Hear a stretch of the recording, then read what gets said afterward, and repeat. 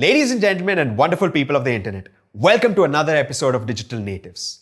In today's episode, we're going to be going through how we at Avalon Meta ran a 50,000 member online community called the Avalon Meta Virtual Campus.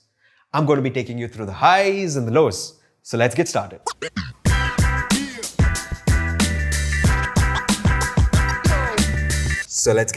This is the Avalon Meta Virtual Campus Discord server. As you see on the left, we have the various channels. And on the left here, this is called the switcher. So the switcher shows you all the Discord servers that you're a part of. So I've been a part of multiple Discord servers.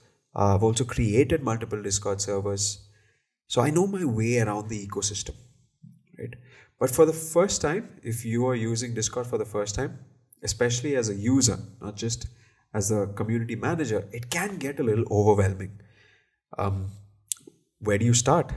We try to make things very simple by having a channel specifically called Newbie Zone, where a new user can come in and ask questions. We also had different channels like main and skill-based channels, etc.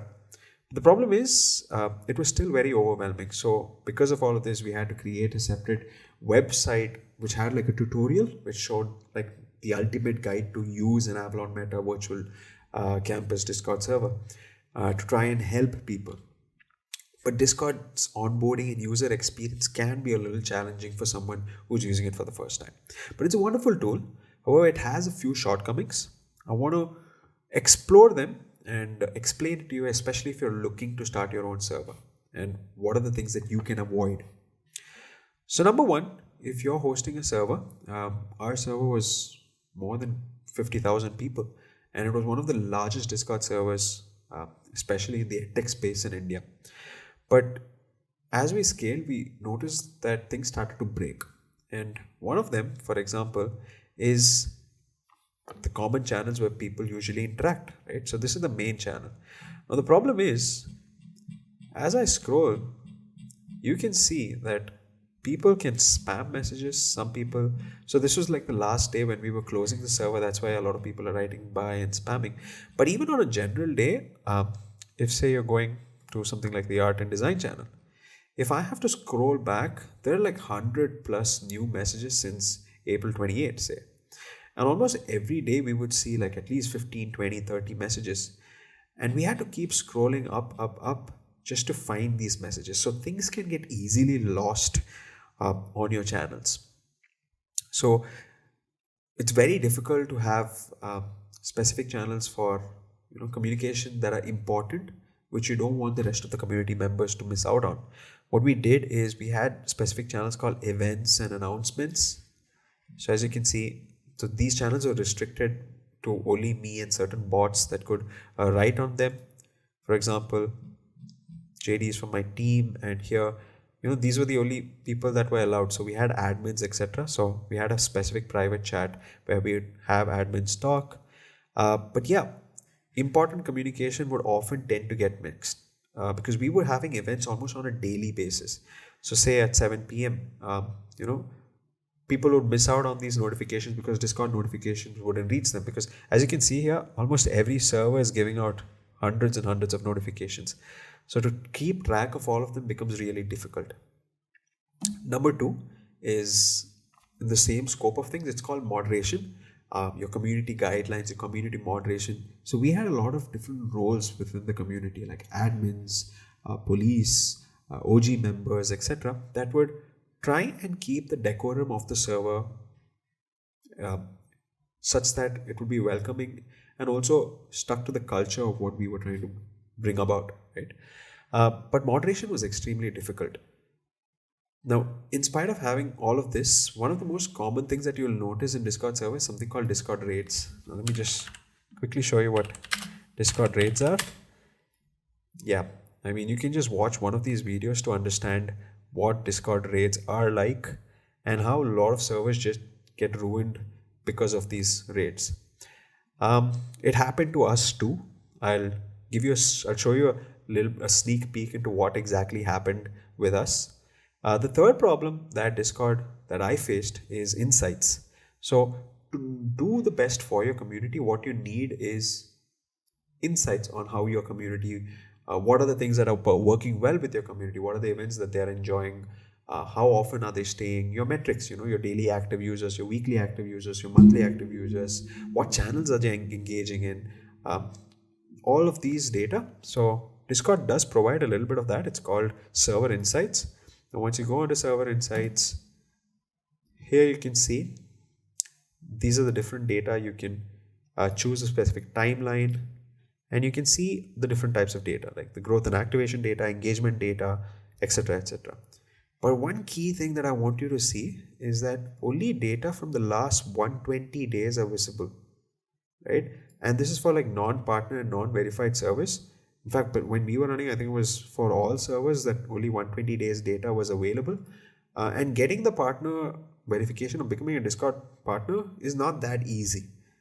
There's a lot of criteria. You can see the partner program. I think we, in fact, applied for it, but in spite of having such a huge server and such an engaged server, we didn't make the cut. So for someone who's starting off a community, which is say much lesser in scale, not 50,000 members, not a daily engaged, server, not one which had so many community managers and admins that are working tirelessly for it, things can get very difficult.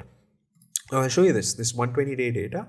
A lot of this too doesn't give you in-depth analysis on what your server is actually happening, what's happening on the server.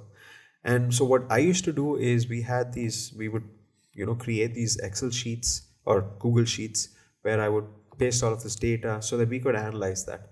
Now I'll take your attention to one particular stat that we had. So here I'm just showing you, this is like the growth and engagement data. So in the engagement data, you can see here, so we were doing quite well, fairly above the benchmarks. And because we were experimenting with a lot of things, that's why we needed to notify when certain spikes were happening, when certain dips were happening, etc. Now, one particular thing that I want to show you is this spike that you can see here, right? So I think this is around November 17th or so. I still remember that day. You can see that the engagement's insane, right? If you notice, yeah, the engagement here, how many members visited and communicated, it's insane. It's probably the highest, right?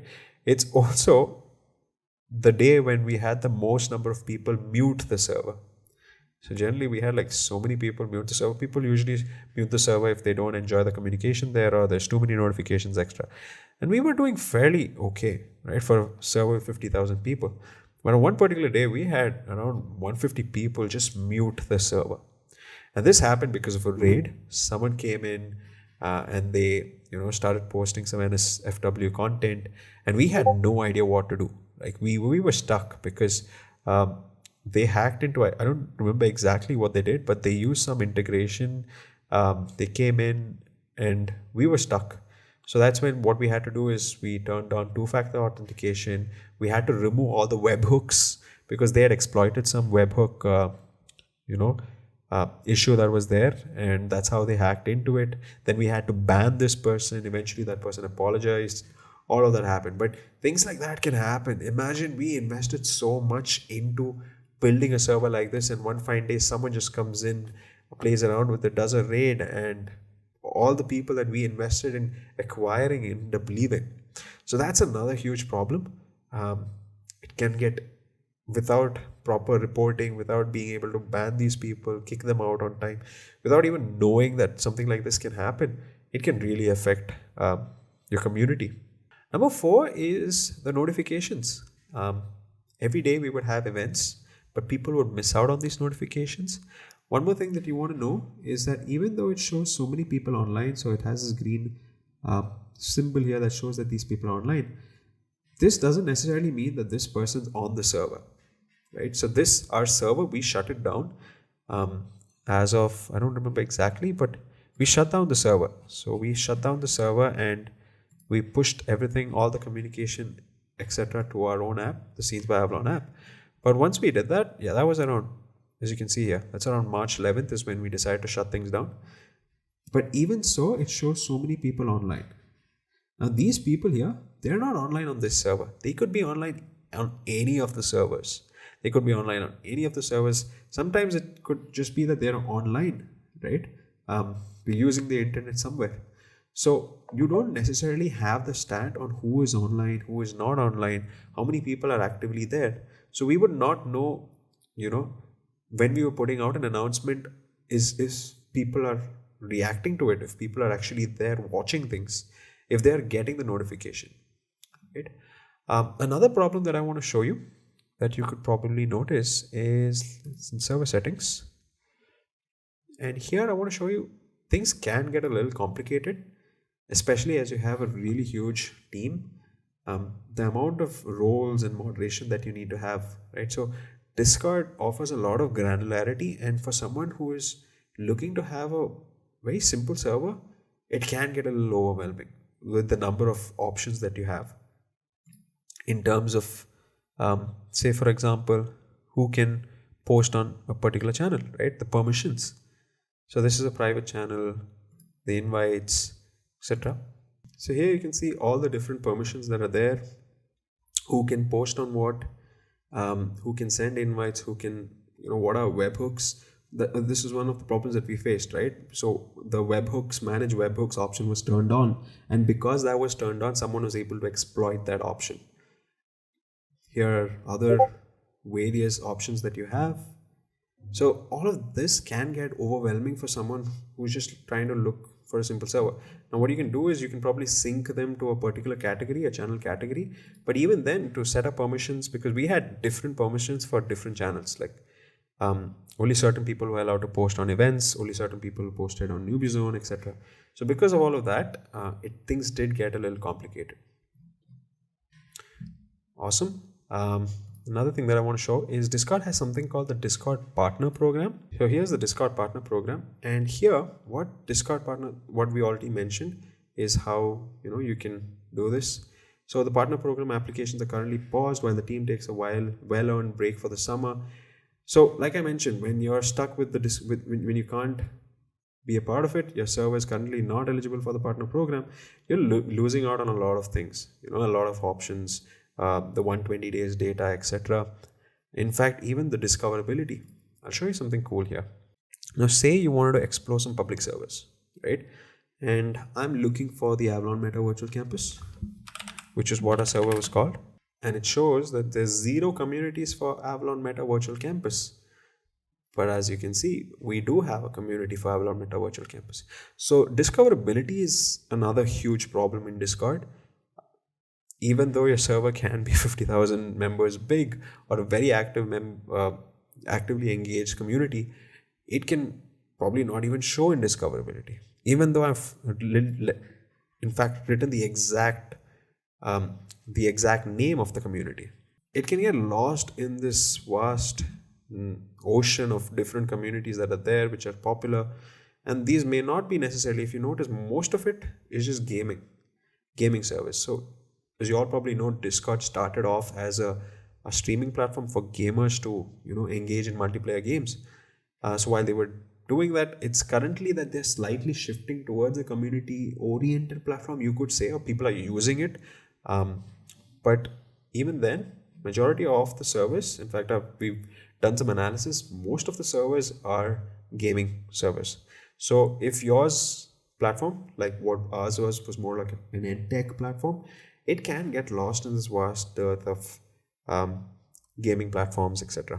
Another thing that I want to show you is these rooms. So in Discord, since you have something called a voice channel, these are places where you can stream with your audience. You can have people come in, you can talk, they can interact with you. Now in there's something called Nitro, and Nitro basically is something that allows you to boost your server. Right? And boosting your server essentially means that, let me mute it. Yeah. So boosting your server essentially means is you can push it from say a level 1 to a level 2 and level 3, etc. Now once you boost it, the amount of features that are available to you increase. So say if you're on a level 1 Discord server, what happens is you're streaming at say 128 kbps, and if it becomes level 2, it goes to 256 kbps. Now, it's not that once you go from level 1 to level 2, you're going to be level 2 for the rest of your life. No. If you don't consistently maintain the amount of boosts that are done, nitro boosts that are done, and nitro boosts are paid, so you have to pay to get these nitro boosts. Someone from your community has to buy these nitro boosts, and then they have to boost your server consistently. And if that does not happen, it can get demoted to say a level 1, and then you'd be suffering, say, at 128 kbps. And streaming, especially beyond, say, I think when we were there, when we were hosting it, beyond 50 people, you cannot host on one. I mean, people can't watch the video streaming if someone's sharing their screen. They can't see it if there's more than 50 people watching it at the same time. So what we had to do is, once you share it here, then we would have to reshare someone already sharing a stream. Right? So it's restreaming someone's existing stream. So things can get a little complicated. In fact, we started naming the channels differently. So one was a push to talk channel, one was a priority speaker channel. So in this channel, say for example, on this channel that I have, I could be talking and someone, like for example, I'm in conference room 1 and I'm hosting an event. Someone could just hop in and interrupt the decorum, if you please, right? Because anyone's allowed to come and talk. And then what you'd have to do is you would have to either mute them or deafen them. But even that split second of 1 or 2 seconds when someone does that, if someone important is coming and speaking, that can ruin the entire environment.